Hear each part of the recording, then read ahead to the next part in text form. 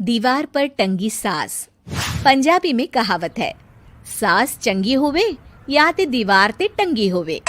संगीता की शादी भी एक ऐसे ही घर में होती है जहां उसकी सास दीवार पर टंगी होती है। ससुर और पति शादी के पहले दिन उसे सास के फोटो के सामने ले जाते हैं, जहां ससुर जी कहते हैं, बेटा बेटा संगीता, ये तुम्हारी सास थी, बहुत नेक और भली, लेकिन थोड़ी गुस्सैल थी। गुस्सा आने पर सब तहस नहस कर देती थी, पर अब ये इस दुनिया में नहीं है। हाँ संगीता, माँ होती तो तुम इनकी कोई बात टाल नहीं सकती थी, वरना तो माँ घर में भूचाल ले आती। संगीता मन में खुश होती है कि अच्छा है कि ऐसी औरत अब इस घर में नहीं है, लेकिन दिखावे के लिए वो जैसे ही सास की फोटो के सामने हाथ जोड़कर खड़ी होती है, ये क्या? सास उसे देखकर मुस्कुराने लगी।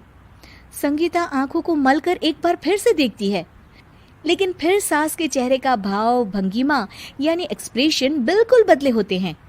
वो अपने पति और ससुर को कहती है, माँ की तस्वीर तो स्माइल कर रही है। ना ना बेटी, ये कैसे संभव है? जरूर तुम्हें कोई गलती हुई होगी, ऐसा कैसे हो सकता है? लगता है तुम शादी की सारी फॉर्मेलिटी करते करते थक गई हो, तुम्हें आराम की जरूरत है संगीता। खैर, सारे संगीता की बात को इग्नोर कर कमरे में चले जाते हैं। वैसे सास की फोटो पर एक्सप्रेशन एक के बाद एक बदलते ही रहते हैं। सुबह होती है, पति और ससुर को काम पर भेजकर संगीता कमरे की सफाई करने में लग जाती है कि तभी उसे आवाज आती है, टेबल ठीक से साफ करो। ऐसे भी कोई टेबल साफ करता है? इससे अच्छा तो ये गंदा ही था। किसी औरत की आवाज सुन संगीता दंग रह जाती है और सोचने लगती है कि आवाज कहाँ से आई। आवाज को नजरअंदाज कर वो फिर से अपना काम करना शुरू करती है, लेकिन इस बार तो आवाज बिल्कुल उसके कान के पास से आती है। मेरा घर है ये, जब तक मैं थी चमका कर रखती थी, हर एक चीज शीशे की तरह थी। तुम्हें तो ना सफाई आती है ना कुछ पता है। क्यों तुम्हें मेरे घर की जिम्मेदारी दे दी गई है? पता नहीं तुम में मेरे बेटे को क्या दिखाई दिया। मैं होती तो एक से बढ़कर एक लड़कियों की लाइन लगा देती।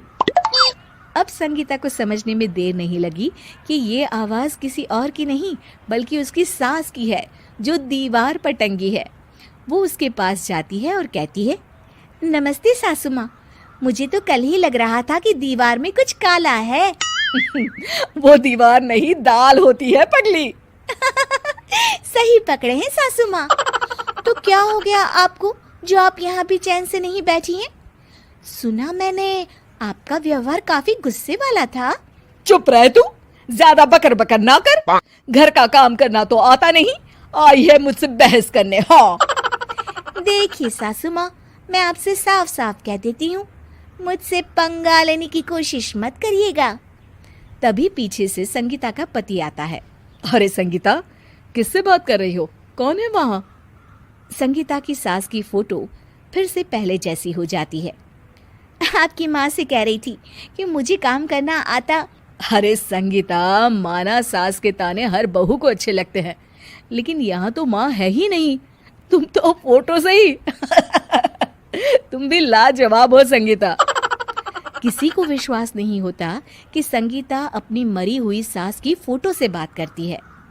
वहीं आए दिन संगीता की सास संगीता को किसी न किसी बात पर आते जाते ताने देती। संगीता को भी अब सास के तानों और उनसे बात करने की आदत हो गई। वो कभी खानदान की कहानी तो कभी तीज त्योहार कैसे मनाए या किसी व्यंजन की रेसिपी सास से ही पूछती। सारा दिन घर में अकेली संगीता की सास अब उसके लिए तानों के साथ पक्की साथी की तरह भी रहने लगी थी, जो किसी और को नहीं बल्कि संगीता को ही सुनाई देती। तो देखा आपने, सास बहू का रिश्ता हर रिश्ते से ऊपर होता है, फिर चाहे वो खट्टा हो या मीठा।